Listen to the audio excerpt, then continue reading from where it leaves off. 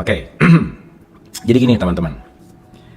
Pada dasarnya ada dua hal penting dalam hidup. Satu, hidup adalah bertahan hidup. Itu nomor satu. Jadi semua sel dalam tubuh kita tuh dia punya kapasitas dan dia punya kapabilitas untuk terus bertahan hidup gitu. Jadi bertahan hidup ini hal yang menjadi fundamental. Makanya kita diberikan survival mode. Gitu ya, survival mode. Oke. Nah, jadi kalau kita bicara tentang konteks bahwa kita ini sedang melakukan perjalanan hidup by the way. Ya, teman-teman mari kita lihat hidup ini sebagai journey, petualangan. Jadi kalau kita ngelihat hidup sebagai petualangan, ya apapun yang dihadapi itu adalah petualangan gitu. Jadi supaya kita nggak terlalu sibuk dengan kejelekan, keburukan, hal baik, hal buruk, nggak. This is just journey. Ini adalah petualangan. Jadi yang namanya petualangan kan kondisinya nggak asik terus gitu. Kadang-kadang down, kadang-kadang end up, kadang-kadang end down gitu kira-kira ya. Nah kalau mindset kita melihat hidup ini sebagai petualangan, kita akan lebih bisa menikmati hidup sih sebenarnya. Gitu ya. Nah jadi aspek hidup ini benar-benar ini ada kata-kata tantangan. Jadi sesederhana merubah masalah menjadi tantangan itu sangat men-shifting paradigm. Shifting itu artinya merubah. Contoh-contoh. Coba aja kebiasaan kalau ngomong, aku tuh hidupnya banyak masalah deh. Coba ganti, aku tuh hidupnya banyak tantangan. Nah, beda tuh. Gitu ya. Karena selama ini banyak orang melihat masalah tuh hal buruk gitu. Jadi kalau kita bicara dalam konteks masalah, ingat ya teman-teman, jangan bosan saya ngomong ini cerewet banget tentang masalah. Masalah itu problem. Problem itu pro and balance gitu. Pro and balance itu artinya bergerak maju. Jadi kalau kalian, saya nggak punya masalah, nggak akan maju hidupnya. Jadi bahan bakar untuk kita maju adalah masalah gitu. Jangan drama, betul. Karena hidup ini cuma nanti ada dua. Ada hidup dan ada drama hidup. Kalau kalian ngasih makan hidup, kita akan hidup. Kalau kalian ngasih makan drama hidup, hidupnya penuh drama. Mana yang sering dikasih makan, dia yang akan tumbuh gitu. Nanti kalau tantangan nggak akan dikasih uji tantangan. Nanti kita ngerti bahwa ujian itu bukan hal yang gimana-gimana banget sih. Gitu ya. Apalagi kita ngomong bahwa ujian ini datang dari Tuhan gitu. Nggak ada ujian yang datang dari Tuhan tuh nggak ada. Semua konsekuensi apa yang kita lakukan gitu. Jadi kalau kita mulai melihat bahwa semuanya ada di dalam diri kita tidak akan terlalu banyak dalam tanda petik melibatkan faktor eksternal yang gara-gara mereka aku begini. Nggak bisa. Kenapa? Aku yang memilih dan bahkan aku yang nggak sadar memilih gitu kira-kira. Ya teman-teman ya. Jadi semuanya ini hanya kita berbicara dalam konteks yang namanya kurikulum hukum semesta gitu. Teman-teman pernah tahu The Law of Universe? 20 hukum. Teman-teman gini, kalau teman-teman pengen tahu lebih detail tentang hukum semesta, cari 3 fakir hukum semesta. Itu ada di YT. Itu detailnya kita udah bahas di situ gitu. Ya, jadi sekali lagi, tapi nanti kita ngerti sih semua juga proses ya. Jadi sekali lagi, kita kita ya 12 tapi kita bahasnya 20 karena ada beberapa hukum yang kita agak bagi-bagi gitu. Gitu ya, sama aja sih, intinya sama aja, cuman ada partikular gitu. Nah, sekarang pertanyaannya, teman-teman saya mau nanya dulu ya, nih.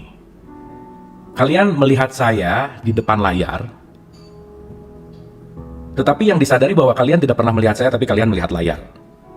Oke, ada layar, ada saya di situ. Nah, sekarang pertanyaannya ketika kita ngelihat layar, seakan-akan layar saya itu ada di luar, tetapi sadarilah semuanya ada di dalam diri kita, betul nggak? Jadi kalau saya tanya, saya ada di mana? 99% kalau saya nanya lagi kelas offline, pasti nunjuknya ke sana. Tuh, si Abu itu. Enggak, si Abu nggak pernah ada di situ. Si Abu ada di sini, di dalam. Karena semua hidup tidak terjadi di luar dirimu, terjadi di dalam dirimu. Ya, kita ngerti dulu ada luar, ada dalam. Oke ya. Supaya nanti kita ngerti bahwa tidak ada kejadian hidup di luar diri kita tuh nggak ada. Soalnya semuanya ada di dalam diri kita. Teman-teman ngelihat tangan, ngelihat di dalam. Ngelihat lukisan, ngelihat di dalam. Nggak di situ sebenarnya. Karena segala yang kita lihat itu hanyalah pantulan cahaya ke mata kita dan kita menyaksikannya sebenarnya di dalam. Sampai sini bisa oke, teman-teman? Supaya nanti kita ngerti bahwa oh, ternyata segala bentuk apapun yang saya lihat di luar, semuanya sebetulnya terjadi di dalam diri kita gitu. Dapat ya? Nah, kenapa saya mengawali ini? Karena kalau kita nggak menyadari itu, kita akan menyalahkan faktor luar terus gitu. Oke? Dan nanti kita ngerti, yang selalu saya ulang-ulang, ketika saya bercermin dan yang ada di depan cerminnya jelek, saya hancurin cerminnya. Saya beli cermin baru, hancurin lagi. Saya beli cermin baru, hancurin lagi.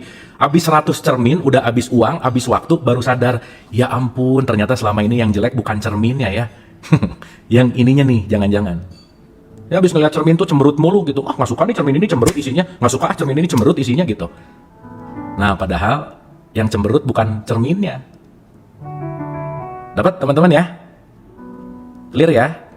Nah, 95% tuh nggak sadar hal-hal seperti ini. Sehingga 95% melihat bahwa segala sesuatu itu di luar dan gara-gara mereka lah aku seperti ini gitu. Nah, disitulah kenapa penting kita belajar kesadaran. Karena saking dekatnya kita sama diri kita, sesuatu yang dekat banget tuh nggak kelihatan biasanya. Jadi semut di ujung sana kelihatan jelas, gajah di pelupuk mata nggak kelihatan gitu. Itulah kenapa kita gampang banget menilai orang lain, tapi nggak pernah sadar kelakuan sendiri gitu kira-kira. Teman-teman bisa nerima ini aja dulu, udah bagus tuh. Bisa nerima ini aja dulu, top aja udah. Gitu kira-kira. Ya. Nah, teman-teman sekarang pertanyaannya, semua yang kita lakukan sebenarnya membawa kita menuju kepada kenyamanan hidup, betul nggak? Apapun. Hidupnya pengen lebih nyaman, gitu kira-kira. Gitu ya. Cuman yang menarik adalah, ya balik lagi, nyari ke tempat yang nggak ada gitu. Karena kita menyangka bahwa kesenangan itu di sana. Kayaknya saya kalau main ke tempat itu happy deh. Begitu udah nyampe ke tempatnya, nggak happy-happy amat. Kayaknya kalau saya punya iPhone paling baru bahagia deh. Pas punyanya oke, seminggu biasa aja gitu. Dan kita akan berulang-ulang dalam berputar-putar di pencarian itu sampai kita menemukan sesuatu yang sejati gitu kira-kira. Gitu ya teman-teman ya. Nah, si buku ini sebenarnya mau ngajak. Ini keren nih. Bentar ya. Nih, saya ulang di paragraf ini ya. Saya ulang di paragraf ini. Banyak orang sudah mencoba semua kelas spiritual, kelas meditasi, buku, guru, dan kemana-mana. Dia mencoba menggunakan metode A, metode B, metode C, semuanya. Dia mulai menggunakan obat ini, metodologi ini, semuanya. Gitulah kira-kira. Oke? Sehingga dibilang bahwa sekalian, buku ini bilang, Anda dan teman-teman Anda sudah mencoba segala hal di atas yang tadi diceritain. Mau metode, mau pembelajaran, mau apa semua udah dicoba gitu. Sampai David Hawkins bilang, oh manusia, kalian makhluk yang luar biasa katanya. Dan ketahuilah bahwa kenapa kalian seperti itu, karena kalian mencari jawaban gitu. Untuk terus mencari. Apa yang mendorong kita untuk terus mencari jawaban? Penderitaan. Harapan. Tapi ternyata setelah kita sadar bahwa pencarian keluar nggak pernah berhasil, ternyata kita mencari dan memperbaiki buahnya tapi lupa untuk masuk ke dalam konteks yang namanya diri sendiri gitu.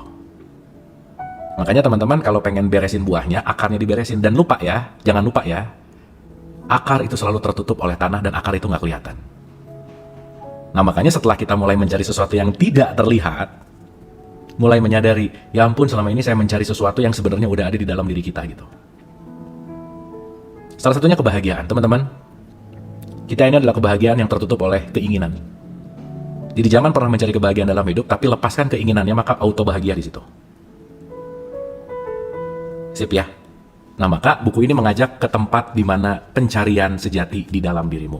Artinya, kalau saya sekarang ngerasa berat, contoh teman-teman. Teman-teman masih ingat ada 3 poin besar dalam partikel diri kita. Ya, saya bagi 2 dulu. Ada jasmania, ada ruhania. Ada lahir, ada batin. Sip? Jadi ada jasmani, ada ruhani. Gitu. Ya. Ini buku Letting Go, tapi Letting Go ini saya bahas pakai racikan saya ya, teman-teman ya. Jadi teman-teman nanti racik sendiri, kunyah pelan-pelan, baru teman-teman bisa aplikasikan gitu kira-kira. Oke, sorry pertanyaan nggak akan saya jawab dulu karena ini sesi kita belajar dulu, nanti di ending-ending kita bisa tanya jawab ya, sebentar ya. Jadi sekarang teman-teman respon simak dulu, nanti kalau saya perlu respon silahkan direspon supaya kita bisa lebih nyaman gitu. Anyway, ya. Oke. Gini teman-teman. Kalau kita bicara dalam perspektif ini ya, kalau kita bicara dalam konteks yang namanya diri sejati kita, tubuh fisik ini hanyalah kendaraan. Diri sejati itu penumpangnya. Jadi kalau kita beli mobil, mobil itu menghantarkan penumpangnya ke tempat tertentu. Ya. Jadi kalau kita bicara dalam konteks ini, bahwa tubuh fisik ini adalah kendaraan. Dan esensinya adalah sang penumpang di dalam tubuh fisik ini gitu. Dan kalau kita kurang mengenali ini, kita hanya akan melihat si tubuh fisik ini, merasa bahwa tubuh fisik ini adalah aku gitu. Nah kalau mulai menyadari bahwa ini tubuhku, betul nggak? Kalau ngomong ini tubuhku, nah ku-nya tuh kemana sebenarnya? Ini bolpenku, ku-nya tuh yang mana? Ini rumahku, ku-nya tuh yang mana? Ini dada. Abu tuh yang mana? Ini, pipi. Diriku tuh yang mana? Ku tuh yang mana? Nah, apakah perasaan itu ku? Tapi tetap juga perasaanku gitu. Betul nggak? Nah, berarti kalau udah mulai menyadari, iya ya, jangan-jangan sekarang saya terasosiasi dengan apa yang saya rasa bahwa ini adalah aku gitu. Jiwa tetap jiwaku, ada ku-nya di situ. Ayo, gimana nih? Betul nggak? Nah sekarang kan berarti pertanyaannya adalah sang sejati itu nggak ada ku-nya berarti harusnya kan? Ya, direnungin dulu nih, direnungin dulu. Oke, ya, direnungin dulu. Sip, bagus. Kalau udah mulai pusing, berarti mulai berpikir. Nice. Yang bahaya nggak pusing sama sekali, berarti nggak mikir. Ya, benar. Kalau ada pembelajaran terus puyeng, itu alamat bagus. Maka kalau di Quran dibilangin bahwa kamu mendapatimu sebagai bingung, maka aku akan memberikan petunjuk. Jadi, petunjuk hanya akan datang kepada orang yang bingung dulu. Kalau nggak bingung, nggak akan pernah dapat petunjuk. Jadi berbahagialah orang yang mendapatkan kebingungan, gitu kira-kira. Oke? Ya? Dah, saya nggak minta jawaban itu dulu, saya cuma minta direnungkan dulu, gitu. Oke. Teman-teman, ini suara hujan kedengeran nggak? Bentar ya. Oh ya, oke. Bentar ya. Ini minta tolong tutup dulu. Thank you. Bentar. Nah, kita pakai dia noise satu deh. Nah, ini udah mulai aman sih kayaknya. Oke. Sekarang lebih kecil suara hujannya? Bisa dikonfirmasi? Oke, aman ya. Dah. Oke, sip. Suara saya jelas? Clear? Aman? Nah ya. Nah, jadi sebelum kita masuk ke sini, sampai ini tuh terobosan bagus sih. David Hawkins tuh memudahkan kita untuk mengenal ku tadi gitu ya. Jadi nanti teman-teman kalau ngomongin ku itu hal yang nggak simpel. Ya, nanti kita bedah pelan-pelan ku-nya itu apa ya. Tenang, pelan-pelan, santai dan rileks gitu. Nah, sekarang pertanyaannya gini. Untuk tahu itu kita bagi dua dulu. Ada jasmania, ada ruhaniah, udah gitu dulu. Ya, ada materi, jasmania, dan ada ruhaniah. Oke, simpelnya gitu dulu. Nah, sekarang saya tanya, siapin tangannya di keypad, saya mau nanya gini. Yang punya bobot, beban, gramasi, itu fisik, tubuh fisik, atau tubuh non-fisik kita? Silahkan tulis. Jasad atau ruhani kita, yang mana? Jasmani, that's it. Fisik, that's it. Yes. Berarti si fisik itu bentuknya materi. Betul nggak? Tubuh, yes. Sip, mantap. Jadi maksud saya gini teman-teman. Karena tubuh itu berat, berat itu materi, jadi jangan-jangan kalau kita sekarang ngerasa hidupnya berat banget, terlalu materialistik gitu kira-kira. Lupa untuk meruhani gitu kira-kira. Jadi semakin saya materialistik, semakin pasti berat hidupnya, bebannya berat banget gitu. Dapat ya? Dan itu pilihan. Pilihan. Sehingga ketika materialistik banget, berat aja hidupnya pasti. Kenapa? Karena saya tidak menjadi kesejatian itu karena saya merasa bahwa saya adalah sang jasad. Apalagi yang gendut, ya sih. Ya sih, yaitu fisik lah ya. Tapi poin penting, maka poinnya adalah melepaskan materialistik kita kira-kira. Nanti kita ngerti. Oke? Sip ya? Oke, nah sekarang pertanyaannya, berarti yang membuat kita berat itu ketika kita materialistik, tetapi luka itu justru tidak pada materinya yang berat. Teman-teman digaplok, sakitnya pada saat itu. Tapi kalau yang ngegaploknya siapa gitu ya, mantan gitu misalnya ya, mantan aja ya. Ini ekstrim lah. Kita bisa mengulang-ulang kejadian itu di mental kita, dan kita bisa sakit hati kapanpun dan dimanapun, padahal kejadiannya udah lewat. Betul nggak? Betul nggak? Maka sakit di sini bisa 1 hari selesai, tapi sakit di mental, ada loh orang sekarang gini nih, tahu nggak orang itu 5 tahun lalu dia tuh, nih aku nih 5 tahun, nah 5 tahun masih disimpan di sini loh teman-teman, 10 tahun masih ingat, coba gimana?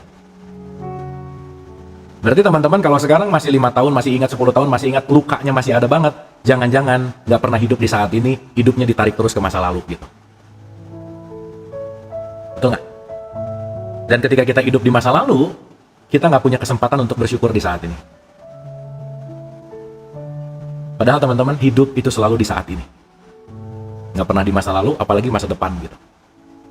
Kan kita ini hidupnya mengantisipasi masa depan gimana, terus ingat masa lalu. Masa depan gimana, masa lalu. Pertanyaan saya, teman-teman, kapan kita mau hidup di sekarang?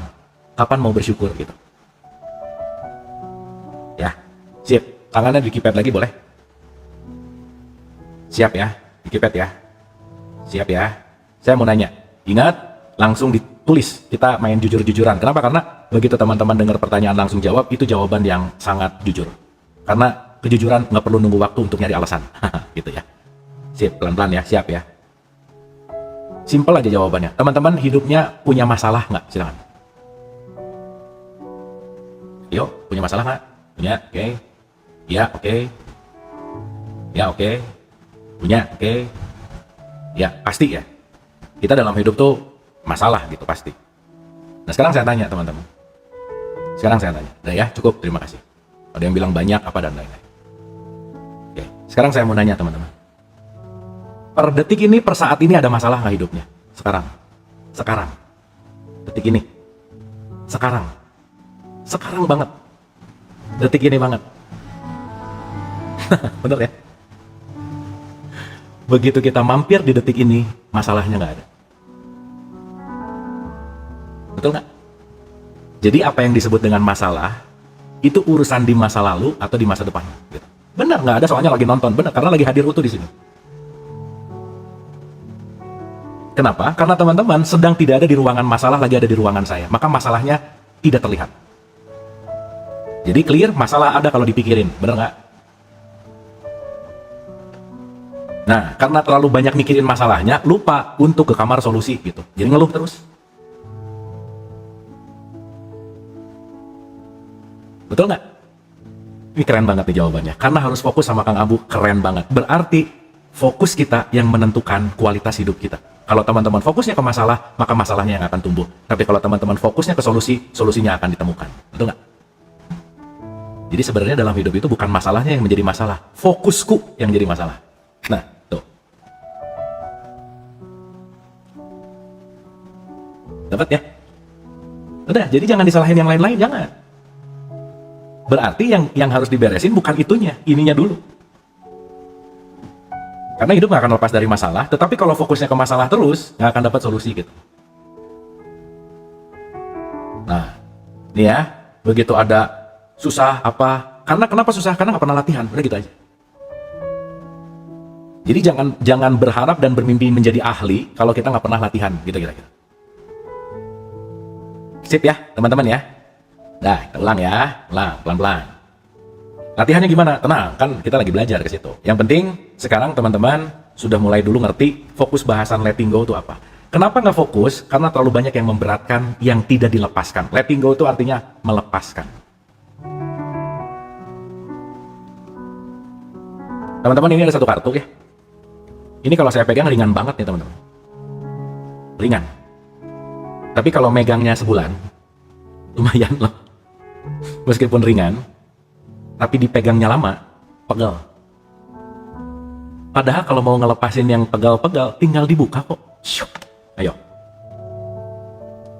Padahal kalau mau melepaskan pegal-pegal yang dirasa sekarang, dalam tanda petik ya, kebencian yang dirasakan sekarang, dalam tanda petik ya, semua luka-luka, tinggal dimaafkan kok. Yo. Betul nggak?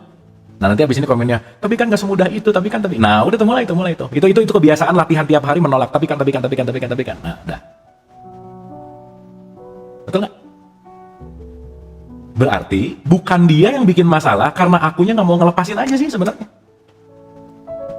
Bener nggak teman-teman? Aduh ini menarik banget nih. Menarik sekali gitu. Ya seenggaknya kita ngerti dulu mekanismenya, setelah ini latihan. Oke ya. Jadi ternyata apapun tergantung aku, saya, kita. Dan begitu ngerti ini teman-teman, dan kita sangat murni memaafkan, kita ternyata selama ini berat hidupnya karena bawa ransel-ransel ketidakmaafan atau kebencian. Ya kalau mau ringan ranselnya lepasin dong gitu. Kalau mau ringan bebannya lepasin dong. Nah itulah yang disebut letting go gitu kira-kira. Oke teman-teman. Nah nih ya. Yuk balik lagi ke fokus ke sini. Jadi teman-teman, menariknya Ini kita jam 4 sampai jam 6 kurang gitu ya. Seenggaknya teman-teman begitu fokus dengerin ini, kita belajar bareng. Teman-teman lagi nggak fokus sama masalahnya, sama utangnya, sama problemnya, sama sakit hatinya. Tapi teman-teman lagi istirahat dari itu semua. Yang jangan-jangan dikit-dikit ke bawah sama sakit itu, dikit-dikit ke bawah sama pikiran itu, dikit-dikit ke bawah sama memori itu. Kapan istirahatnya? Kapan kita mengistirahatkan diri kita yang jangan-jangan dia berteriak ingin istirahat, tapi kitanya nggak pernah membawa dia istirahat? Betul nggak? Makanya ini rest area, teman-teman. Tempat istirahat kita barengan. Tempat istirahat kita dari semua kepedihan, penderitaan, karena kita sekarang lagi nggak fokus di ruangan kepedihan itu. Seenggaknya 2 jam istirahat dari kepedihan itu. Habis ini sakit hati lagi, that's okay. Tapi kita lumayan ada 2 jam. Kita mengistirahatkan diri. Betul nggak? Dan saya rasa kalau kita semua sefrekuensi, sevibrasi, yang mau datang ke sini tuh yang mau istirahat bareng, yang mau ngelepasin bareng, yang mau sama-sama menyumbangkan good vibes gitu. Sip. Ini saya suka bilang, teman-teman rasain kalimat ini dengan jiwanya. Wahai jiwa-jiwa yang tenang, istirahatlah. Istirahatlah dari membenci. Istirahatlah dari melakukan penghinaan, merendahkan, menilai. Istirahatlah. Istirahatlah. Istirahatlah. Sip ya. That's it. That's it. Mantap. Sip ya.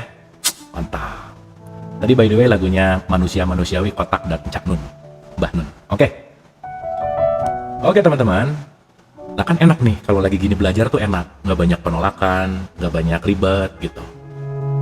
Dan makanya kita penting banget untuk dalam tanda petik ya, mempersiapkan kira-kira. Oke. Lebih plong, lebih enak teman-teman. Nice ya. Good ya. Kita lanjut ya. Nice. Oke. Kita tepuk tangan dulu dong buat semuanya. Sip. Mantap. Mantap. Oke. Mekanisme pelepasan. Ya. So, apa sih letting go itu apa? Gitu. Pelepasan itu apa sih? Gitu.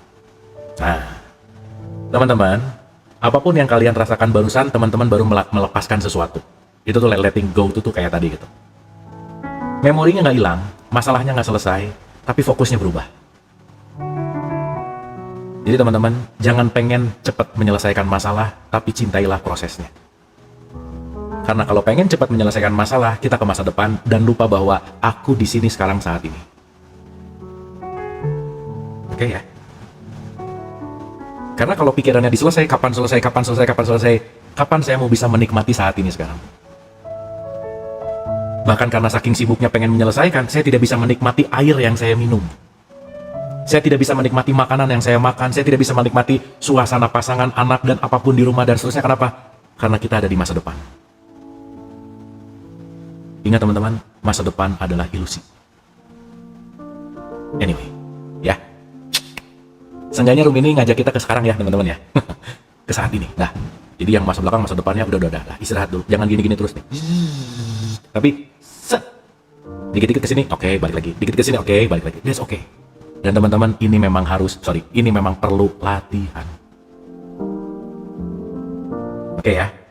Oke. Sip. Pelepasan atau letting go ibarat berhentinya secara tiba-tiba sebuah tekanan batin atau terlepasnya beban.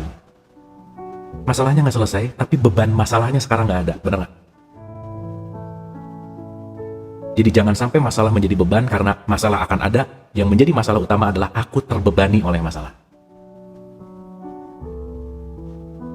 Oke? Ini yang punya utang tetap punya utang, yang lagi berantem sama pasangannya tetap berantem, yang lagi gimana-gimana tetap, tapi nggak terbebani per saat ini. Betul nggak? Berarti selama ini bukan itunya, bebannya, dan aku fokus kepada beban. Oh berat, kenapa? Dipegang terus sih, gitu. So letting go. Dan teman-teman, hal ini gak bisa diwakilkan. Gak bisa kita ngebayar orang untuk lepasin dong masalah aku. Mau kalian sekaya apapun, urusan ini, urusan masing-masing. Nah inilah adilnya semesta gitu. Oke ya. Pelepasan atau letting go ibarat berhentinya secara tiba-tiba sebuah tekanan batin atau terlepasnya beban. Perasaan lega dan ringan langsung menyeruak seiring dengan meningkatnya kebahagiaan dan kebebasan. Teman-teman emang harus nungguin dulu utang lunas untuk bahagia? Sekarang aja bahagia, apa susahnya? Ayo, sekarang kalau nggak bahagia, nggak mungkin. Orang kita lagi ada di tempat ruangan yang nggak di masa lalu, nggak di masa depan. Happy nggak? Happy. Aku tuh bahagia deh kalau dianya udah, aku tuh bahagia kalau ini udah, kalau ya ampun, mau bahagia aja banyak syaratnya sih, gitu. Banyak kategorinya, sekarang aja. Betul nggak? Yes. Nanti besok, abis ini balik lagi ke situ, nggak apa-apa. Balik lagi ke tengah. Ke situ, nggak apa-apa, balik lagi. Tapi kita mulai melatih, tidak terbebani. Dan kita mulai mencintai prosesnya. Ya udah. Emang ini adalah kurikulum aku yang harus aku hadapi. Mau masalah ini seumur hidup, that's okay. Karena kenapa? Seumur hidup nggak akan kerasa karena aku hanya akan hadir di sini saat ini. Hanya di sini saat ini tanpa ruang dan waktu. Timeless, teman-teman.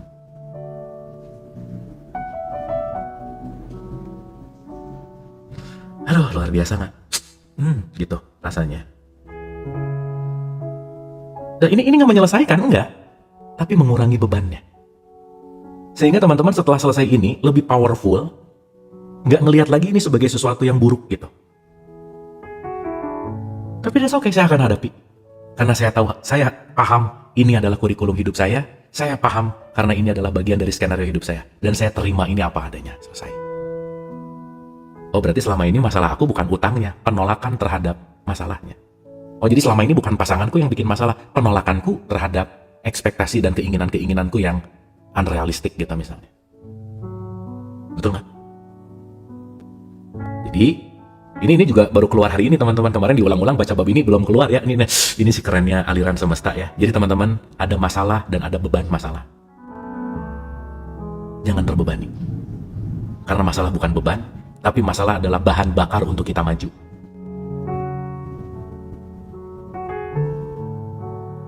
Oke. Ini nggak bisa loh kalau nggak latihan, sekali lagi. Nggak bisa kalau nggak latihan. Jadi latihan. Jadi mending fokus di latihannya. Oke, datang lagi nih. Oke, aku latihan ah. Latihan ah.